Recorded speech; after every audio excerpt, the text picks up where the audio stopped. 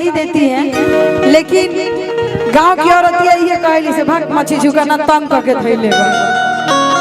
हाँ, गांव की औरतें कुछ कहती हैं, लेकिन देखिए यहाँ के कहत रही कि थोड़े छरहर पातर मोट थोड़े थोड़ बाड़े असफा बकलोल बाड़े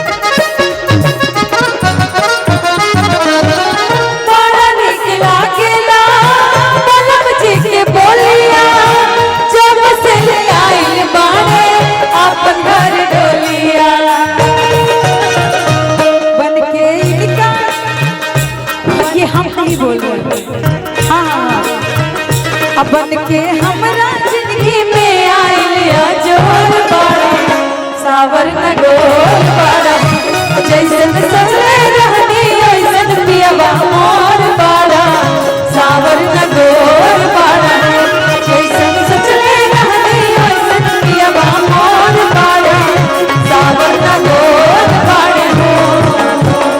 यहाँ के गाने की तनी हिंदी में तो एक लाइन इहे खातिर बबुआ के मौसा के तो हम देखली जितना यहाँ के सीधावा बानी सच में सीधावा नहीं है, खाली चश्मा लगा के शरीफ बनल बाड़े, लेकिन शरीफ इनका से शरीफ तो हमारा रंजन भैया बाड़े है ना। लेकिन देखी बबुआ के मौसा जी के डिमांड बा तो गावल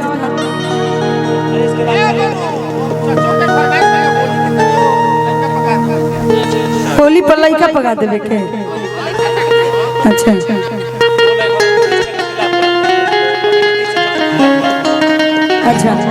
माइक में नहीं बोल सकत। आई राहुल भैया कि जो मेरी रूह को चलते प्यार दे वो खुशी बन गए हो तुम, जिंदगी बन गए हो तुम, जिंदगी बन गए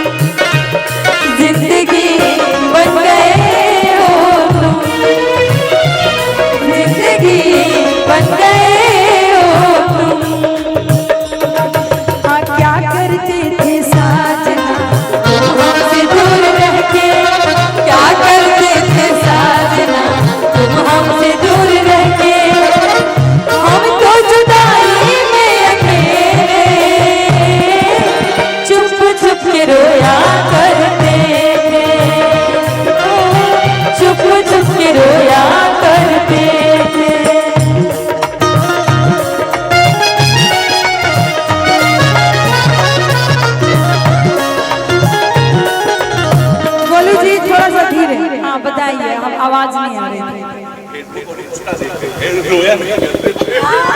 अच्छा, ये फेसबुक इंस्टा देखते थे, रोया नहीं करते थे।